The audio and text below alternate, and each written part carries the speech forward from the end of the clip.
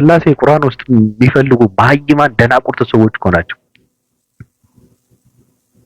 መሸማቀቅ ጀመሩ። በምንድን ነው የሚሸማቀቁት? በምንድን ነው የሚሸማቀቁት? አንድ ሙስሊም በቁርአን ይሸማቀቃል? አንድ ሙስሊም እንደውም የሃይማኖት ትክክለኛነት የሚያረጋግጠው በቁርአኑ ጠንካራነትን ነው። በቁርአኑ ሚዛን ደፊነትን ነው። በቁርአኑ አለመምታታት ነው። በቁርአኑ አለመጋጨት ነው። በቁርአኑ አለመበረዝ ነው። በቁርአኑ መለኮታዊ መልእክት ነው። ምን ልታመጣ ነው? አይጋጭም እኮ አባቶቻችን አይደሉ እንዴ መጽሐፍ ቅዱስ ተበረዘ እያሉ እየወጡ ያሉት?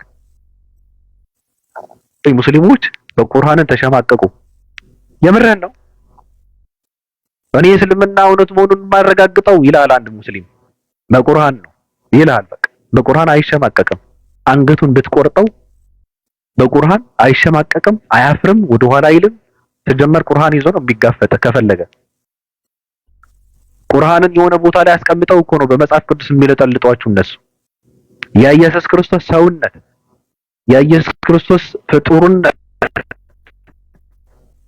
የኢየሱስ ደካማነት፣ የስላሴ አለመኖሩ መጽሐፍ ቅዱስ ይዘው እኮ ነው። ቁርአንን ይዘው እንኳን አይደለም እኮ እዛ ጋር እኮ አይደርሱም እኮ ምንድን ነው መጽሐፍ ቅዱሳችሁ ከኛ ቁርአን የሚነጻጸር መጽሐፍ አይደለም።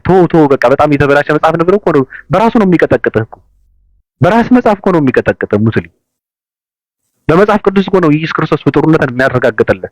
ስላሴ የለም ብሎ የሚያወራው እኮ ከመጽሐፍ ቅዱስ መሰረት እኮ ነው። መሰረት አድርጎ እኮ ነው መጽሐፍ ቅዱስን መሰረት አድርጎ ነው ስላሴነት አመድ የሚያደርገው። ቁርአንን ይዞ እናንተ ጋር አብሮ ይዋጋ ሰው የለም ሲጀመር፣ የለም። አያስፈልገውም።